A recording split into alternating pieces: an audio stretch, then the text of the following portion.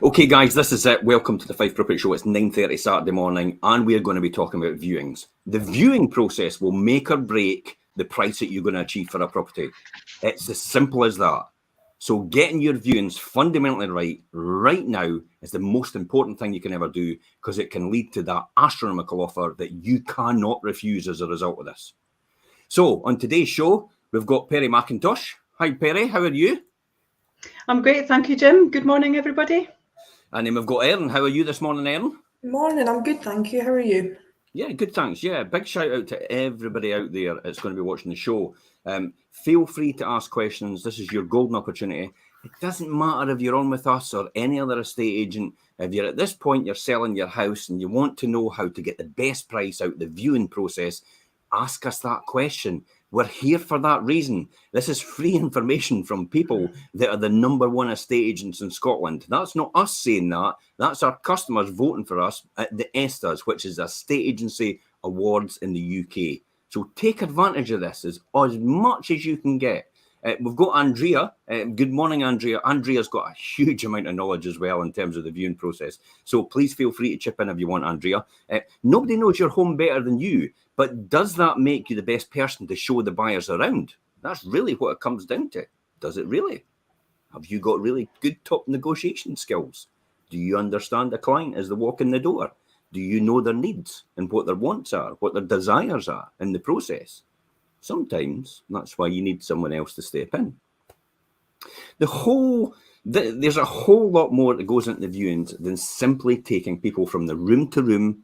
What happens before and afterwards can have a dramatic effect on the offers you can get and how quickly you can sell. But more importantly, what entry date you're going to negotiate.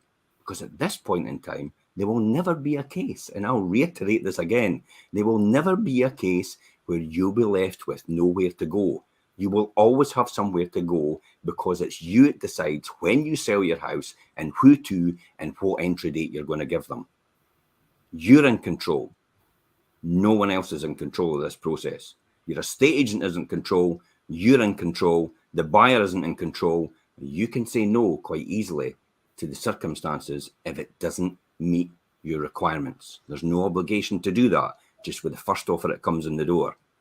Okay, aside from the obvious savings of your time, using an agent who accompanies every potential buyer has multiple benefits.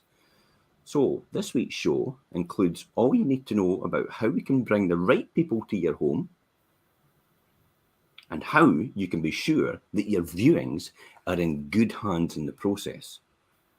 Perrie, what is the first thing we should kick off with here? Oh, absolutely. If you're using an agent, you need to test their skills. That is absolutely the first thing that you need to do. There's no better way to get faith in your agent than for them to demonstrate their abilities to show people around your home. And for you to put them to the test. So certainly if you're inviting someone into your home, like the agent, because at the end of the day, whilst you may have a relationship with us, you know, we're not one of your friends. We're not coming for a social occasion. We're coming to do business on your behalf. Yes. So you're engaging us and you're doing that at an expense to yourself, and you're anxious and you're worried and you don't know if your house is going to sell and will people like it, and you know there's a lot going on for the seller in their mind, isn't there, at the end of the day. So what the seller's looking for really is to find out like how naturally personable the agent is. Will the agent be warm? Will they understand your property? Will they be engaged? Will they be interested? Or are they just going to open the door and let everybody go in? Because if you're doing that, you might as well just give the viewer the key, mightn't you? Yeah, absolutely. That's what happens usually, isn't it? Mm-hmm. Definitely. So for me, I think the questions that the seller needs to be asking is, you know, what can my agent do? How knowledgeable are they going to be? And how does your agent demonstrate that when they come to your house? So how can you test them? What do you do? What do you ask them? So I think your agent really needs to understand the property. So they need to be understanding if there has been any works done, if you've made improvements, and if so, are there guarantees? Because then how many times do we get it if there's an extension or there's windows or there's been a new boiler put in? The potential buyers will always say to us, how old are the electrics? How old was the boiler? When was that extension put on? Is there any guarantees with it? If there's evidence of damp, say, for instance, that's been treated, every time, have they got guarantees for that? When was it done? Can you show me that? You know, and actually it's really important to try and get all that information up front as well, to share that with the potential buyer, Because what you don't want then is to get to that point where actually that buyer wants to make that offer, and then that offer's got so many conditions attached to it. Well, we want to get a report for this and we want to get a report for that, and actually the offer then becomes cumbersome and isn't really a true offer, and is it going to conclude to sale? So there's a lot of elements within that, Jim, isn't there? Yeah, absolutely. I mean, you have to have all your ducks in a row before you start the journey. And we talked about the other day in one of our other shows about selling in springtime, and anybody can get access to that. I'll put the link on here for that show as well, about what to look out for in selling in springtime, and making sure you've got your ducks in a row. The key here is, out of all this, is exactly what you said, Perrie. If you can overcome all the questions and reservations and objections in the sales process when a viewer walks in the door, the likelihood of them making an offer is probably pretty high at that point in time. I could almost say 99.9% of the time they will have an offer in their hands before we walk out the door. That's as simple as that. But you have that planned process to make that happen and take people down the path that you want to take them. No distractions. Yeah. Straight to the point, get the offer.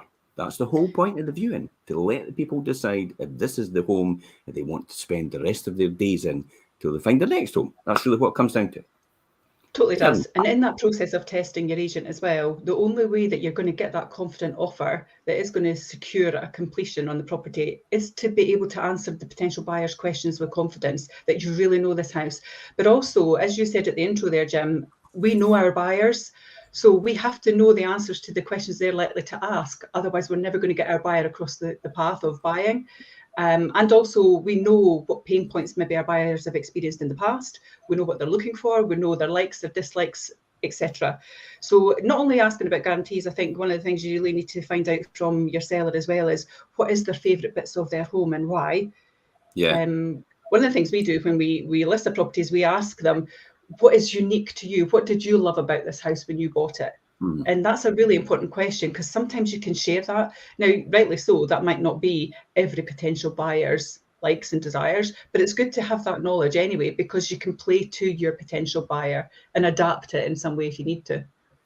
I'll say a couple of good mornings here. Good morning, James. How are you? Feel free to chip in. Good morning, Kev. How are you as well? And Andrea's actually commented, there are many sellers who think that their home will sell itself. However, as an experienced estate agent who can maximise what it sells for.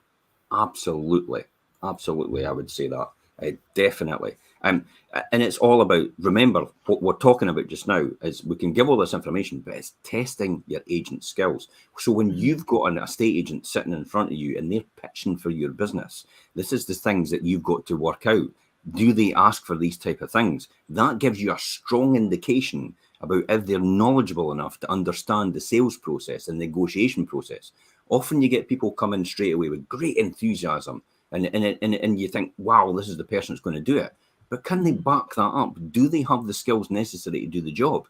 Are they asking for that information because they have the experience and knowledge to understand that these are the questions that a buyer will ask in the sales process?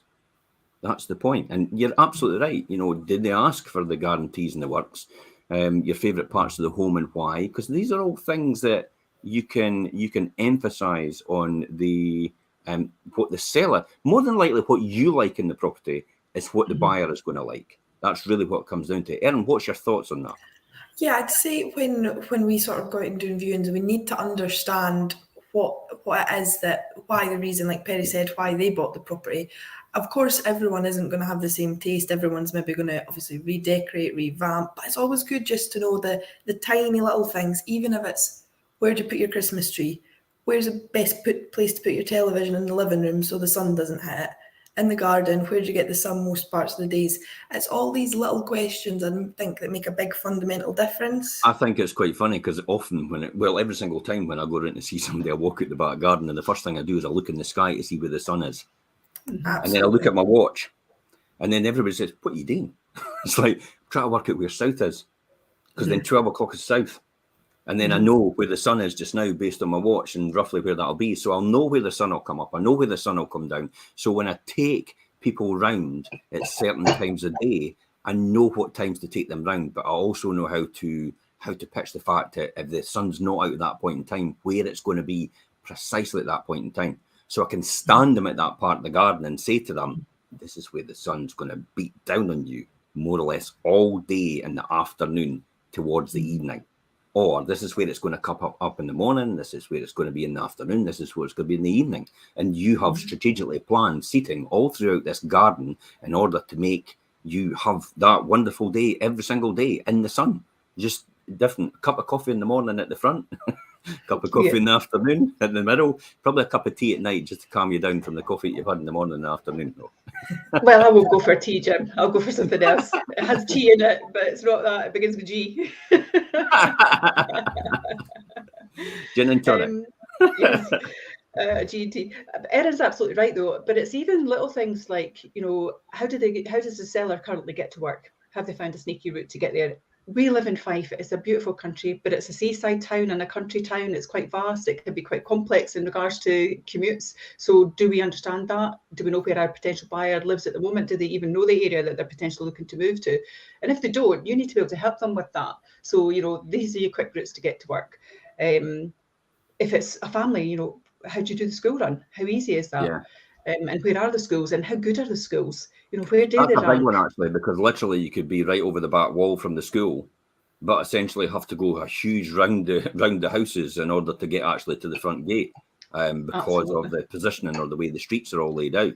And then how, if you're that close to the school, are you going to have a huge amount of cars at certain times of days outside your front property, waiting on people coming out to school? So these are all things to think about as well in terms of the school run and in terms of where the school is in proximity to your house. Often, people do like the school quite close to their house because the kids can just walk out the door. And it's safe enough just to walk around the corner, and it saves a lot of time. Having to get in the car and run them to the school, or having to get them organised for the bus and on the bus and stuff like that. But then it also develops good learning skills for later on in life for the children. It does. On the flip side to that, not to be negative, but actually some people don't want to live where the school is. So it's important if there is a local school near that house.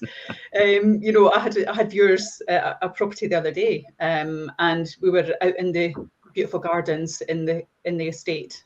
By saying that, you probably know where I was. But we were at this property, and the last bit we did was go out into the garden and let them enjoy the garden. And they could see across the trees, and they were like, hey, is that the local school? And I'm like, no, the school's this way. It's not thinging in the garden. So it's really important for your agent to be instantly able to answer those questions. But also for the commute, your agent can't be lazy and make assumptions that even if you only live 2 miles down the road from the property you're looking at, that you actually know that area. Yeah. Because this client did just live 2 miles down the road, but didn't really know that particular location that well. So they were like, oh, hang on, I work in Kirkcaldy, so how do I get there? Because I've been looking at property in Cooper, but this one was in Leven, and it was like, what's my commute going to look like? And I was able to say, you go out, you go down the hill, you turn at the traffic lights, you're 20 minutes. So and it's making sure that you understand all of that as well and what the challenges are, and also associate it with yourself. So I say, well, I travel to Cooper in the morning, it takes me 20 minutes. It's honestly no bother. Even in snowy weather, we get there, as you saw. So I think it's important that your agent doesn't make assumptions of anything either, and always has that knowledge in the bank in case it needs to come out. I definitely think so. I mean, so it's entirely make sure you've taken the right choice, the agents to demonstrate their viewing technique, how you're showing people around the home, where they should start, where's the most saleable qualities, and see them in action.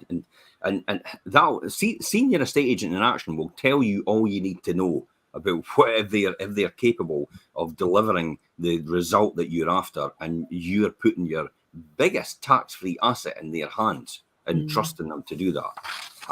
Let's talk about the hidden work. The hidden work that goes on. Most people most of the work involved in the viewing doesn't happen on the viewing itself. It's in the run-up to the appointment. It's straight after leaving, and then over the following days of the appointment as well. So it's before, it's after, and it's actually the following days that take over from that. So it all starts with our very first conversation to build rapport and discover what someone really is looking for. Reading between the lines, providing clues of their lifestyle, while separating their wants and needs, will help us build a picture of their perfect family home. Very often, it's a passing comment on the way to the viewing that provides a light bulb moment to that whole thing. And it's. I mean, I do talk a lot, don't I? No, I like getting in the zone when I'm into my thing, yeah. But the key is sometimes it's you've got 2 ears, you've got one mouth. Use them in that proportion, especially when you're doing the viewing. And it's actually listening to the and before and after as well. It's listening and pick up on these key vital points that the buyer is saying to you in order to reflect that back to get them to understand that this is, because you possibly know this is the house they need and this is the house they should want, but they don't know it yet, and on occasions, and it's up to you to point that out. And it's not, is it really that initial journey you have with them, Perrie? That initial conversation you have with them. I mean, what things would you be asking them in the beginning? What things can a seller out there ask the buyer about to discover what they should want in order to make the best of the opportunity when they're standing right in front of them? For me, it's really understanding what are they looking for from a home. So it's not just the home itself, it's how they can live in that property. It's what are their hobbies, what do they like to do, what is their future, what is their intention, who's all going to be living there, what do they want from the function of their house. Yeah. Do they want to have studies and work areas, gaming rooms? All this kind of thing is really important. And I was at a viewing the other day at an apartment, and this is from a lady actually that we've sold currently from, who's moving from quite a big house but going to an apartment. And I had dealt with her for months and months. And again, it goes back to what I was saying about not being complacent. But even within that journey, her journey has changed and what she needs has changed. So it's keeping up to date, and making sure you've got that bond with them. And you actually almost become a trusted advisor stroke friend in a way. They feel that they know you because, as you said, it's the most important asset. So everything about what you're doing for them is achieving potentially their dream home or their dream plan or lifestyle choice. Mm-hmm. So it's all about things like that, and it's understanding it and what they want, the functionality of the home. And in this particular case, new things came to light that I didn't appreciate. And so by understanding those new things, I was able to demonstrate to them, harder when a property is empty, by the way, and there's nothing in it, because then their imagination is not the same as your good agent. And actually, how is all my stuff going to fit here? How's it going to work? When they went into one of the bedrooms, it was like, yeah, but where's my gaming going to go, and where's the desk going to go? But actually, the quirkiness of the open living space, I was able to say, actually, see that little inlet corner there? I'd have my gaming room in there, and I would do this, and I would do that, and if you did it like this, it would be perfect. And so, but you've got to have all that energy about it as well, and you've got to take that journey and that engagement as if it's the very first time you've ever been there, every single time that you go there.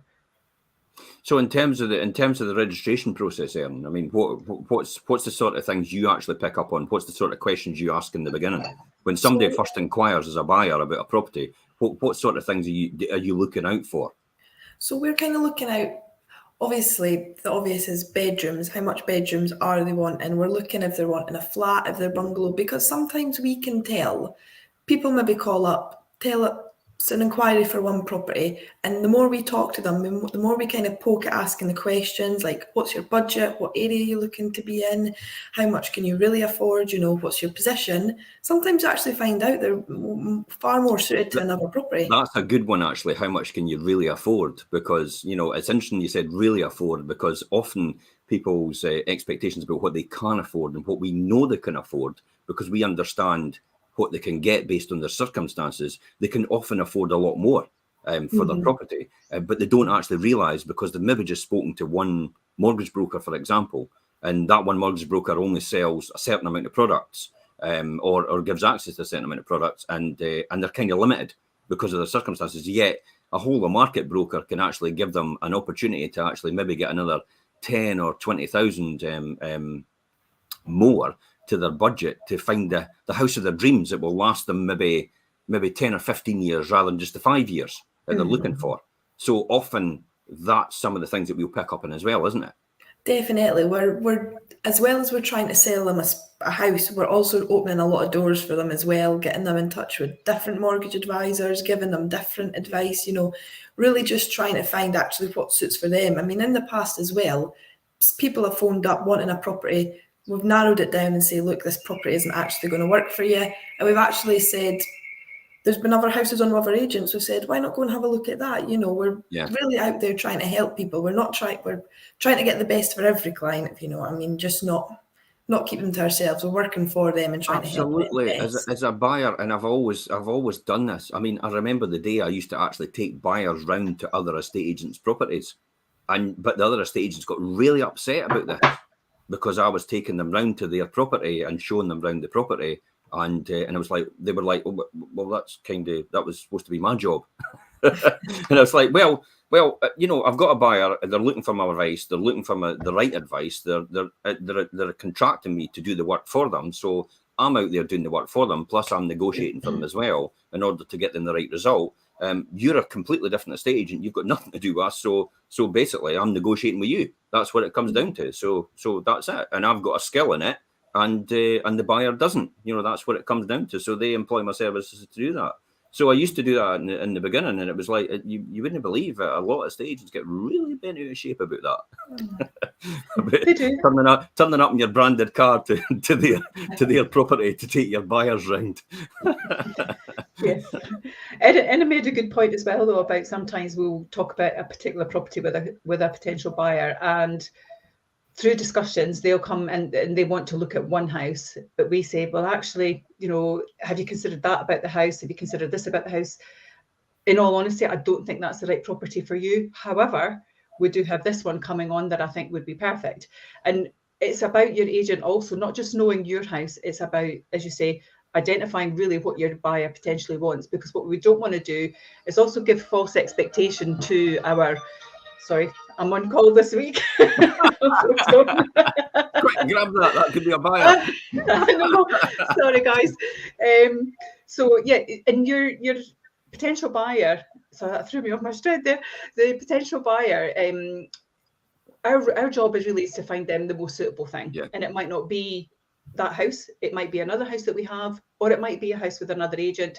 But again, it's about the knowledge of your agent, not just with the house that you're potentially selling, but it's the houses that are coming to market. It's making sure when Jim does his pre-portals and Jimmy does the pre-portals that we really understand what that looks like when the coming sooms are happening. We've got so many people now that follow our social media channels. Well, this is why we did the pre-portals in the beginning, was to actually point that out, so people would actually understand in the beginning that this was possibly the right property for them. So it's part of the qualification process now as well. It's like, you know, because if you see something in a photograph and you see something, you know, photographs, and I remember when I used to buy a house, I used to measure out what the dimensions of the house was on the scale in proportion to my own property, you know, my living room. So I would then be able to work out, would my furniture fit in that living room before I actually even decided to view. Hence the reason why the pre-portals were a really important tool that we added onto there, so people could understand if that is the case. And because most of them are live, they've got the golden opportunity to ask that question at the point in time when we're doing it live. So I think, and this is why most of our buyers and most of our sellers have actually said this is almost the closest thing you can get to actually being at the viewing itself. You know, it is, you're absolutely right. It is about talking about the neighbourhood, what's nearby, recommending the top shops, the local cafes, the pubs, the restaurants, the bistros. People don't buy a property really for the property itself. They buy it for the lifestyle it can have for them and their family. Absolutely. That's what it comes down to, isn't it? It truly is. And it's like you said, it's about all that pre-registration that Erin was discussing there. Us understanding what our buyer's looking for is really, really important. I had a potential buyer who was coming from Lothians into Fife, who was a true golf fanatic, didn't really know the area that well. Loved the property that I took them to, but very much said, yeah, but, you know, where's the nearest golf course and where do we go for this and where do we go for that? Can I just interrupt there? That's the thing. You've hit the nail on the head here. Here's the fundamental difference between a clinical viewing process. Someone opens a door and just goes, "Oh, okay, help yourself, just have a look." And that's it. That's just, maybe they've not all got that voice. You're like my swishing on the show the other night, Jim. But it's the reality, isn't it? It's the experience I get as well with most estate agents. Is like somebody just opens a door and lets you in, or the owner. You know, the owner's absolutely wonderful and all the rest of it, but they don't have the experience and knowledge to do that, to understand that. So when someone walks in the door, they don't know anything about them at all. Whereas we do, And it's right. If you pick up on the conversation that golf courses are a thing, the first thing we should know is where all the golf courses are and how quick it is going to get to them, and what is the, if it's the 11th oldest golf club in the world, which is the LGS, the 10th oldest is the Thistle, you've got Crail Golf Club, which I think is the 3rd oldest in the world, and Crail was actually designed and built before the old course in St Andrews by Sir Tom Morris. So, it's all this knowledge and expertise that goes into that area in order to find out and get the buyer over the line to understand where everything is in proximity to what their wants are. Because it's what their wants are, and they don't know until they know. You don't know what you don't know, and it's our job to make sure people know. Absolutely, but it's not just about the knowledge, it's about, well, what else can you do? And it's, as you say, it's those little snippets that your buyer, as you're walking around, the little hints that they'll maybe make. And we've got to be shark-like almost and pick up on that. Not as shark-like as Mega Mansions, but we've got to be shark-like on understanding the information. So this particular lady that was very interested in that, it was my final viewing at that property. It was a Saturday. I've still, we're all workers, but we've still got our own lives as well. And I'm thinking, I had all this agenda on my own social kind of calendar that particular day. But I thought, I can spare them another 20 minutes, half an hour. What I ended up doing was they followed me in my car because they didn't know the area. I took them down to where Lethem Glen was, showed them where they could park and talked to them about what Lethem Glen provided.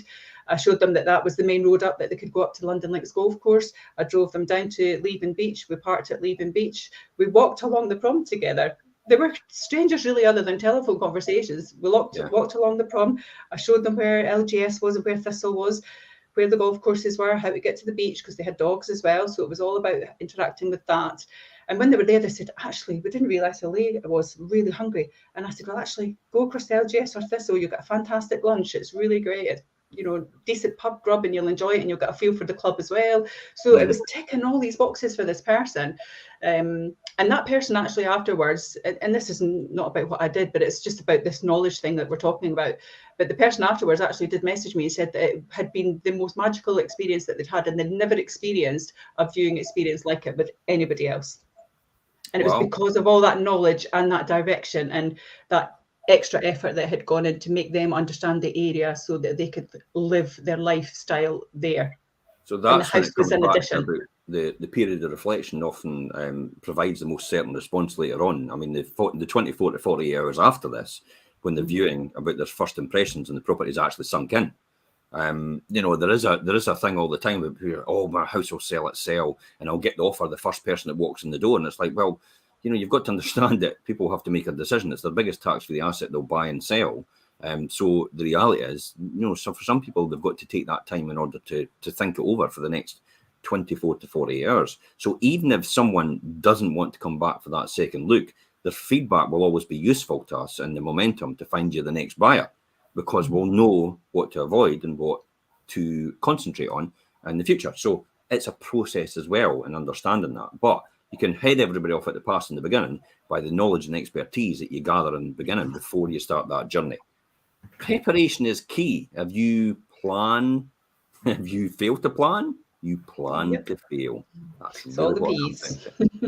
Let's talk about the first viewing. Successful viewings depend on a detailed knowledge of the property. This is what we've just spoken about. Flexible showing order and a comfortable environment for every viewer. Now, the general rule of thumb your agent should do. So, Erin, what is some of the things, general rule of thumb, your agent should do? First things first, you want to open all the doors, put on the lights if you need to. Sometimes I wouldn't put on the big light. If there's a little side lamp, put that one on instead. It's about getting the property in the best natural light and, having the good flow to it. So you're not just walking room to room to room, you're walking into like a different zone, if you like. So every room's obviously going to be lit up a bit different. One room can have all the lights on, one room you're just using the windows. It's about having that different flow to see the room in as many different lights as you can and many different ways as you can. So it's about having the good flow and sort of the good lighting as well. I'd say is probably the most important thing, but also start off with a bang, if you know what I mean. Enthusiasm, bring it. So try and list some of the best things of the property first to get people really hyped up, and that way try and keep that momentum for the whole viewing. And normally that's what achieves our outstanding results. It's a bit like the Oreo cookie, isn't it? It's like, you know, you've got the starting, which is the perfect point, and it's brilliant, and it's everybody, you know, the curb appeal or something like that. Then you take them around the property, but you end up in the wow factor room or the wow factor outside. And that's what makes a fundamental difference. So if it's a beautiful sunny day and the sun's out and it's beating down in the back garden, the last place you should be when you finish the viewing is out the back garden and have it all nice and staged for the person. It would be perfect. Or if it's raining outside, you can't take them out, then you want to leave yourself in the wow factor room after that. It's probably the kitchen or it's probably the living room. It's one or the other. Now, Andrea makes a good point. She says, remember, fresh coffee, baked bread smell, it always goes down a treat for certain people. Certain people love that sort of aromas and that smells, and we'll probably talk about that later on. What else can we talk about there?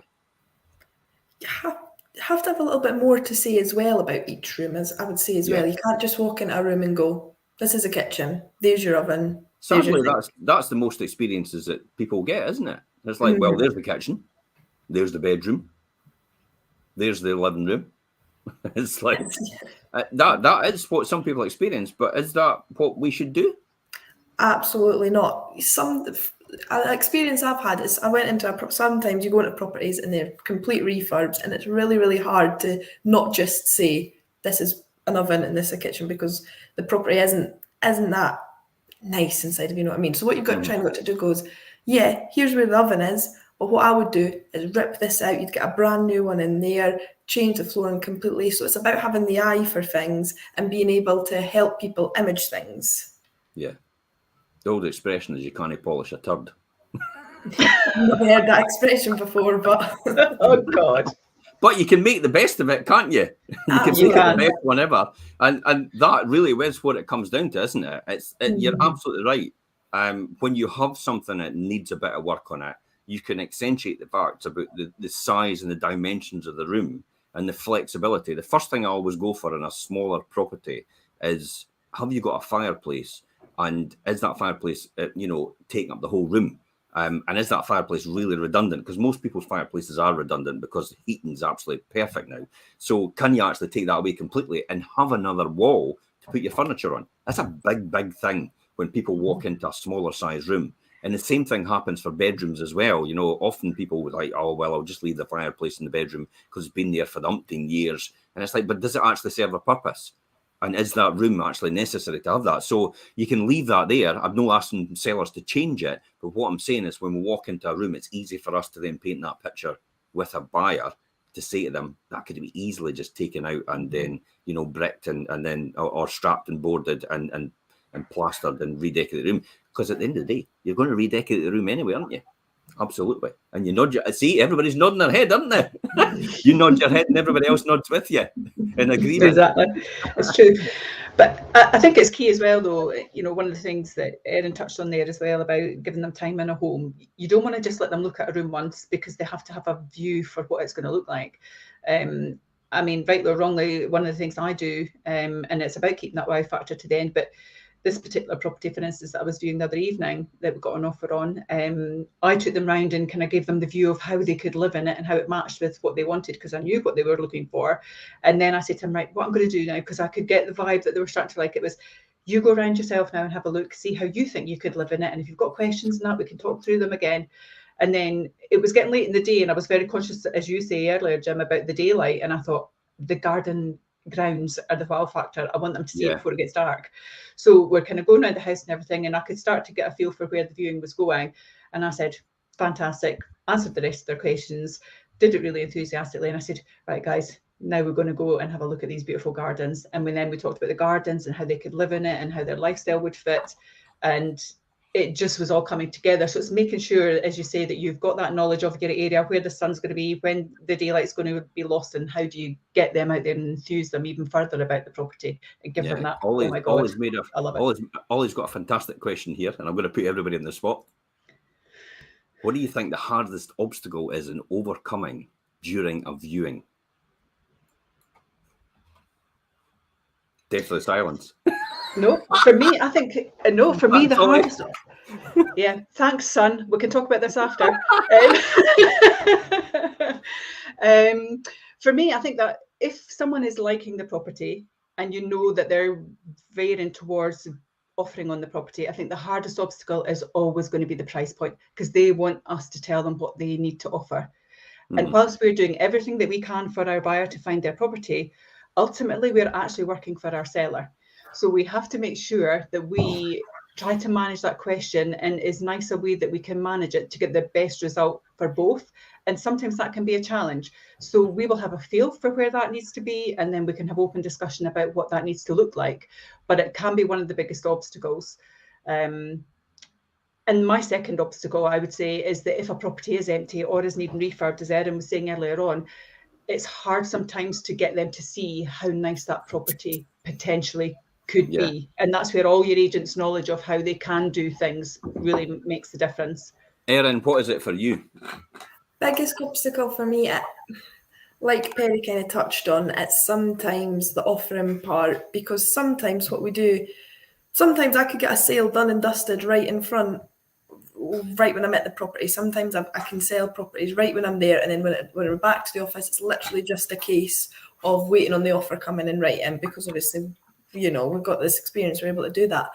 But I would say sometimes it is going to be price point at stages for me. It's about trying to meet in the middle, get the best for our seller, but also not help the buyer, but you know, you build a relationship with the buyer when they're coming along. So it's you're like the middleman. So I'm going to give away. Jim's trying to be patient. I'm going to give away one of the biggest secrets to negotiation and getting the best price. If you are a seller and you've got the buyer right in front of you and they back you into a corner and ask you, what will you take for the property? Okay, how will that make you feel? Will you be flustered or anything? There's two things you can do. The first one is say to you, look, you know, thanks very much for doing that, you know, but we do have an estate agent for that reason, and that's why you should discuss it with them. It is an easy one for you to do. So that's probably, I mean, there's no hard obstacles at all for me. I'll be blatant about that. I need double doors to get my head out sometimes. that's the obstacle, Ollie, for Jim. But the reality is there's no hard obstacle to overcome when doing a viewing for me, because I've got so much experience and knowledge in terms of doing them, and I do them more or less all the time. So if you're backed into a corner as a seller from the buyer because the agent isn't doing the viewings, then that's a classic example to do. That's what I've got an estate agent for. They're there for that reason. That's what I've employed them for. It's like having a dog and barking yourself, if that's the case. That's not what you should be doing. However, the next one to do out of that is, if you really want to do this, is say to them, and here it comes, yep, thanks very much for that. So what I would suggest in terms of the offers, you know, the offers over price. It's maybe early days it's been on, so we would be expecting over that. However, for you as a buyer, what I would suggest is you make an offer which you have no regrets on. In other words, you make an offer which you think to yourself is the price you would want to pay for my property. That's really what it comes down to. Now, and then you could do that through our estate agent. I know you probably want to do that right now, but I really don't want to do that for the reasons I've just explained. You make an offer which you think will be worth to you. Now, what I mean by that is that it's an offer that if it doesn't get accepted, you've got your head held high because you made your best offer and your best foot forward. If it does get accepted, then you don't feel bitter about the fact that you've maybe overpaid for the property. So, and that's what I say as well for people at closing dates. Closing dates are not designed to get more money. They're designed to be fair on all the parties in order to get a right decision. And you put your best foot forward so you don't regret if you lose it or if you get it. Because I would, you know, it really grates me the fact that I might have paid £10,000 more for my property than it was actually, than anybody else was getting. But that's just me.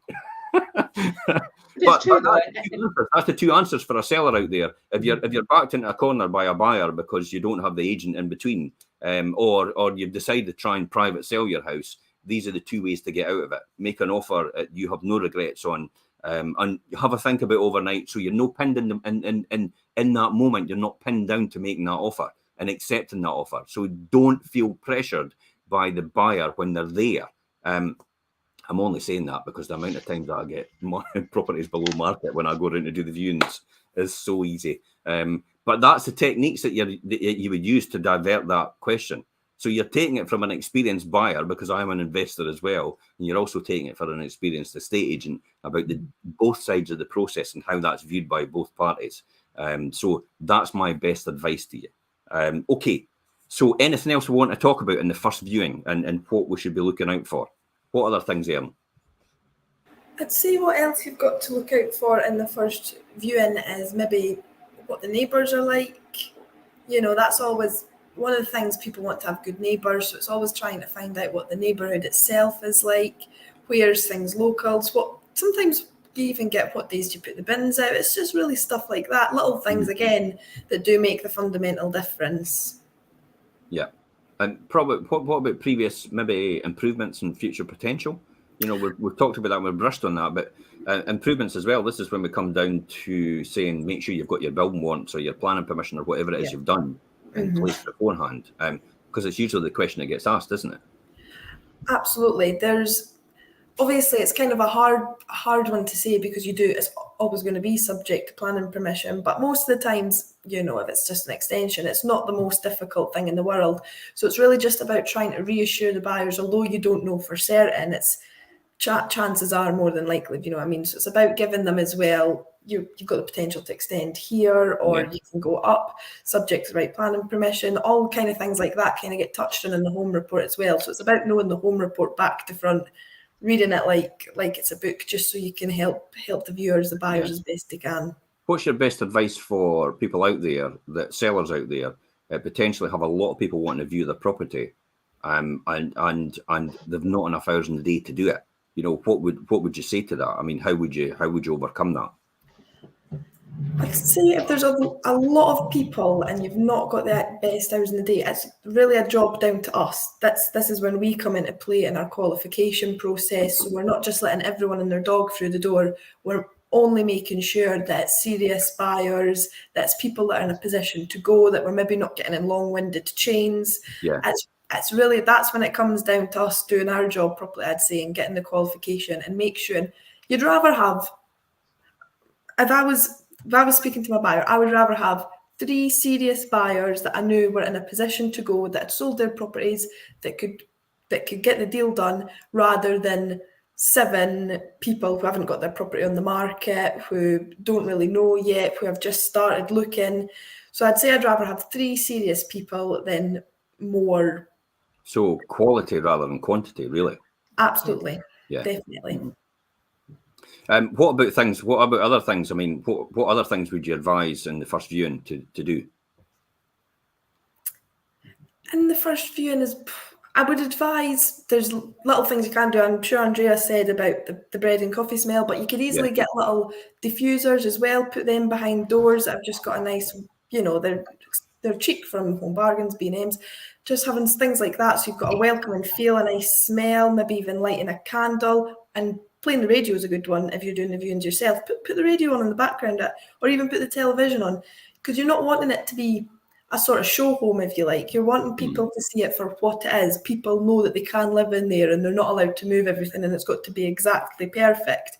You're wanting to show that it is a home, that it's livable, that it's not a show home, if you know what I mean. But I would say as a qualification to that is make sure it's down low. True.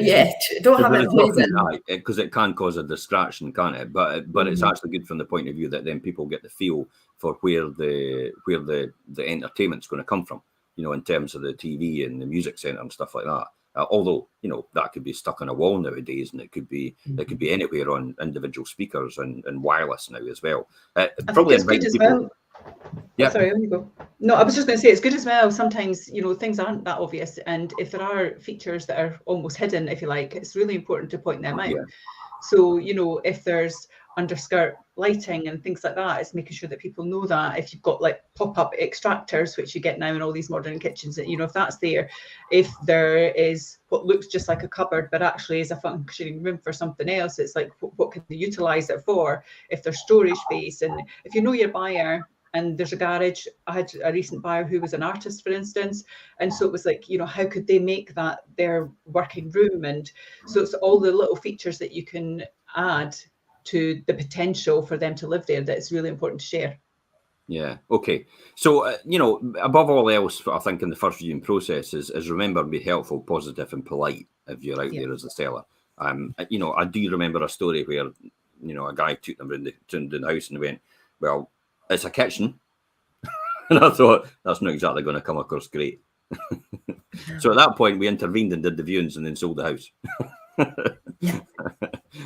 Because he insisted that he was really good at it. It's like, no.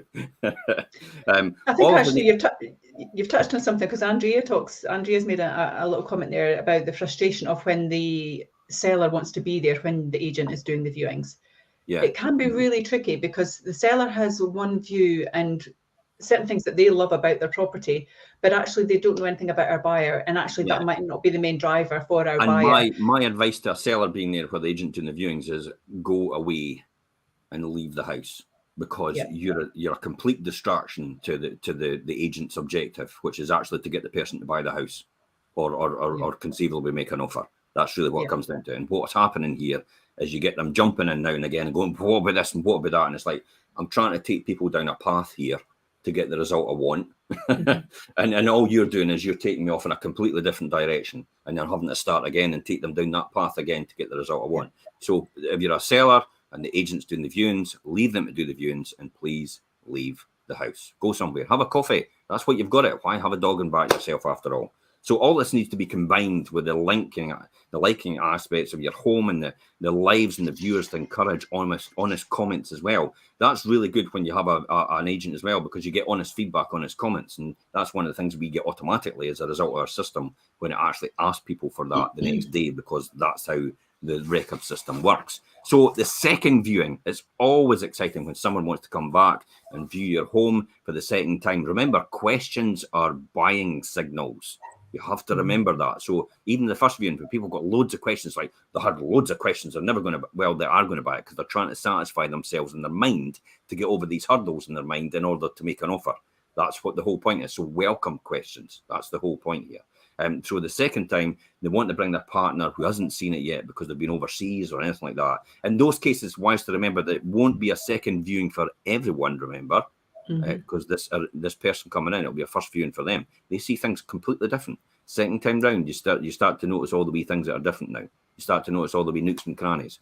Here's where it becomes a delicate balance of being able, being available without hovering, and possibly taking the time to sit back and relax for a change. If someone has a room that they want to revisit first, well, let them lead the way, because they've seen your house anyway. And they've looked at it on the pictures again. They've probably read the description again. They've probably looked at the floor plan again. So they're prepared. They just want to see certain things. It's like when I go to the shops. My wife would actually want to go around every single shop and go back to the original one she wants to buy it. Whereas I'm execution, that's it. Get the job done. Straight there, what I need to buy, let's go home. End of story. So people have different ways that they want to implement their viewing process on the second viewing. So give that a chance to happen. It's the most important point. Remember, they're looking to buy your home. That's the most important point you've got to remember. The second viewings are often more focused on answering questions, as I said, and to be helpful around. What's the typical questions it would include, Perrie? So for me, typically, what I want to understand from the person, I would be asking a question before they were asking their questions, because if they have both seen it before, they're coming back for a second reason. They've gone back and looked at the videos, which are like walking around it again anyway. They've seen the photos, they've read the descriptions. So your agent at that stage needs to really understand, firstly, if there's any pain points there. So why is it they feel they need to look at it again? They've got all these other tools that have exposed them to the property anyway. So is there something that they're not sure about? And if so, what is that and how do we overcome it? But if it's a case that actually they love it and they want to just see how the furniture is going to fit, but actually then they want to know, it goes back to things we said earlier on. Where is the local school? How friendly are our neighbours, as Erin said? Is there noise on the evenings and the weekend? Because they might have come and seen it during the day, but they want to now come and see it at night. They might have seen it on a Thursday, but they want to see it on a Sunday because they want to know how quiet it is, because maybe they do their garden on a Sunday and they want to see if it's going to be noisy when they're out there and things like that. Also, if they're looking to potentially extend, as Erin said earlier on, not to make it about me, but when we looked at this property, it wasn't exactly the size that we were looking for, although I was downsizing, which is a contradiction. But what we were thinking, Billy and I, was that yes, we will at some stage want to put an ad onto the property. So can we do that? How feasible is it? Firstly, is there space, and is it likely to be rejected? Classic easy way to do that is just look at the neighbours' properties, isn't it? And if somebody's extended already, the likelihood is you'll get it as well. And that's what we did. We went out in the back garden, we looked at what was in the street, and we thought, yeah, this is not going to be a problem because other people have done it. But it's about people, it's about your agent understanding the answers to all of those questions to get that across the line. It's really hearing it from the horse's mouth can get that extra level of comfort for the buyer, isn't it? Yeah, and the need to make an offer. But not everyone necessarily wants to meet the owner in this case. So don't take it to heart. It has no bearing on whether or not they're interested in your property. Often people do not want to meet the seller because they feel uncomfortable. Not everybody's a negotiator. Not everybody's designed to do this. It's great. I mean, often I get people come round with me and say, I would love to do your job because it's all about, it's great to go into all these properties. Well, that's not what this job's about. It is definitely not about going into properties and showing people around, because I could just pay somebody to open my door and just say, go and look for yourself. That's it. But it's all the questions and everything before, during, and after the viewing process that turns that in. So how do we turn viewings into sales then? Perrie, do you want to cover this? Yeah, I mean, for me, there's some truth that a buyer who's already met you is less likely to start with a low offer. The first offer generally always is not always the offer that they can afford. They can always go more, is what we find. So it goes back to what you said earlier, Jim. I think for us, it's really important that we understand what is their no regrets offer. How much do you really want to live in this property? Do you want to get into a stage where, if they've watched our pre-portals and they're ahead of the game already and it's not gone to market yet, it's a fantastic time for them to say, actually, I'm going to go all in. This is what I can afford. I definitely want to live here, but I don't want it to go to market. Is that something I can do? And that gets them in a really strong position as well. Yeah, absolutely. I mean, when your agent personally shows you around the home, they can witness every reaction firsthand. As I said, the easiest thing to do is whenever somebody makes an offer to you, and I'll say it, is the first thing response, no matter what the offer is can you go higher? That's really what it comes down to. Yeah. And if they hesitate, this is key here, if they hesitate, yes, they can. If they don't and they say, I can't go any higher, straight away, they're out. That's them tapped out. So there's a good indication if you're trying to sell your house privately, or if you've got an estate agent that really doesn't understand that process, then it's an easy one to ask at that point. Anybody makes you an offer, can you go higher? First thing out your mouth. Doesn't matter what offer it is, even if it blows you out the water, it's like keep a straight face, poker face, can you go higher? So it comes down to, and you'll generally tell by the reaction if they can, by their body language as well. And on the phone, you can hear it. You can hear it in their voice as well on the phone, can't you? Yeah, and I think your agent as well is empowered and specialist really in noticing and storing away all those valuable signs that a buyer will give to us, whether it's positive or it's negative. Your agent can remind your buyer what they loved about it and how much they loved it and why it's important for them to have it. You can talk about the moments that their face lit up and you could see them visualizing themselves living in the room. It's a reflection. It's reflecting back, isn't it? It's reflecting back everything that they thought about the property in the first place. I mean, why on earth would you want to point out all the downsides of the property to someone that's looking to buy? But often I see that happening. I do have people that say, oh, I want to do the viewings. And I say, I tell you what, take me around like a buyer and tell them all about the property. And the next minute they stand on the, this is an exact example. John, if you're out there, sorry. John takes me around, steps on the floorboard, and he goes, oh, it's a bit creaky floorboard. We've still got to lift that. It's because the pump's underneath on the central heating system, and we've still got to get that changed because it's just a wee bit dodgy now and again. And I'm like, so do you think you should be doing the viewings, John? It's like Dragon's Den, isn't it? Dragon's Den, I'm out. No, but you're absolutely right, though. And I think as well, it's about reconfirming. The agent will always pick up on the signs to reconfirm all of the things about the lifestyle that person has, the buyer, that matches with that property and how they can buy it. It's revisiting the conversations as well about what they wanted and what they needed. If a negative thing does come up because they're hesitant for whatever reason, it might not always be about that price, Jim, although primarily it is. That's why anybody out there that's selling should take notes after they've done the viewing. Take notes on the viewer. Take the person's name. Your agent will give the person's name anyway because they're coming to see you anyway. take the person's name, take notes when they leave, find out, you know, as you said, Perrie, all the things they loved about the property, all the things that you saw their face light up, reaffirm the home that fits their lifestyle. You can take all these notes again, and that's perfect for you for that knowledge. So if they come to do the second viewing, you've got it all in advance. You're not doing a cold start again. What else, Perrie? I think as well, if that buyer, the chances are we've taken them to other properties. So remind them what they didn't like about other properties as well, and how this particular property overcomes that. So rather than it being a negative, it can actually turn out to be a positive, because you can say, well, actually, when we went to see such and such, this didn't work, but look at it in here, it's perfect. I can see you living here. It works for all of these reasons. Tick, tick, tick, tick, all those reasons off. So again, it's about having that relationship. And as Erin said earlier on in the show, about the knowledge of your buyer and what they've experienced before. And you've got to try and remove their desire as well to keep on looking a little bit. You know, you don't want them to go and look at other property. If you know this works for them. Here's a classic example, isn't it? This is why we get back to people at the weekends to stop them in their tracks, isn't it? Yeah. It's like, because if somebody makes an offer to you at the weekend, fair enough, you can't really do anything because the solicitors are shut, because, you know, that's the way the solicitors work. It's Monday to Friday, 9 till 5. But they can't make an offer in writing, but something could be agreed verbally. So often, by the time a property goes on Friday and we get to Monday morning, an astronomical offer is agreed because we've stopped them in their tracks. And if you don't do that and say, well, I'll tell you what, we'll just have to wait till Monday morning and speak to the seller, it's like they go, well, okay, we'll just keep looking now then, because we're no guarantee that we're going to get that property.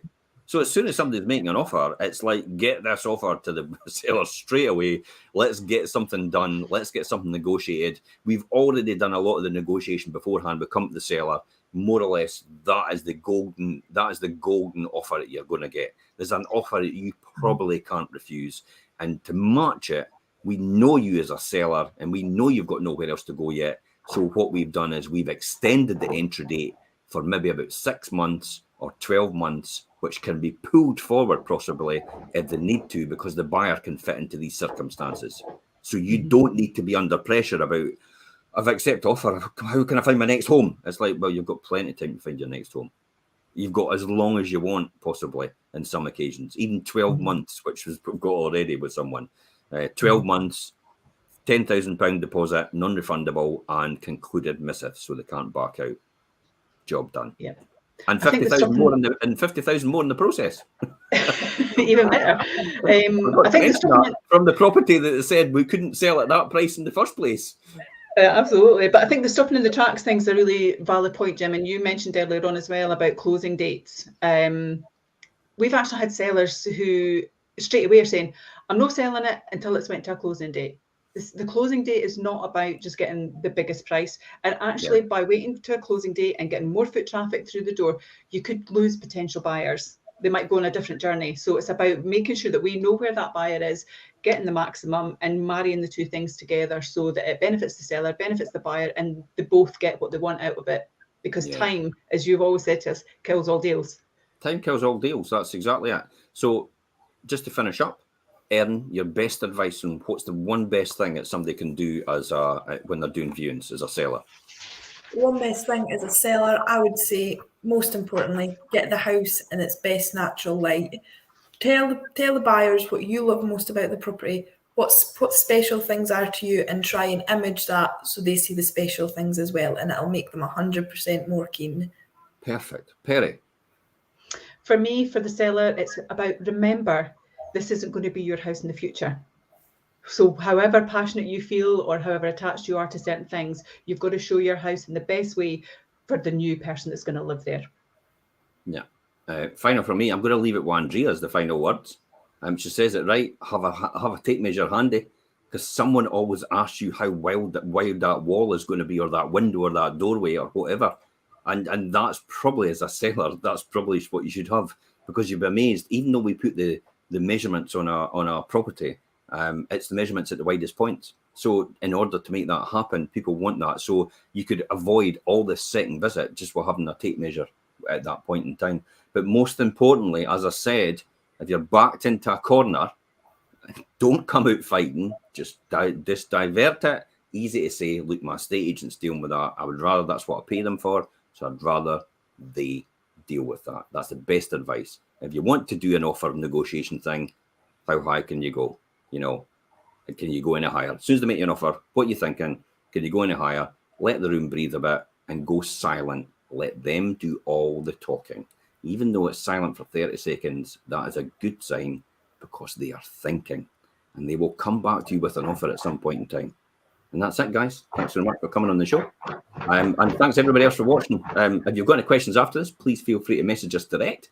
More than happy to help. If you're wondering how to choose an estate agent in Fife, get in touch. We can help you with that. We'd love to show you exactly how we can sell your home for the best price, but most importantly, at that wow entry date. Bye-bye for now. Bye all.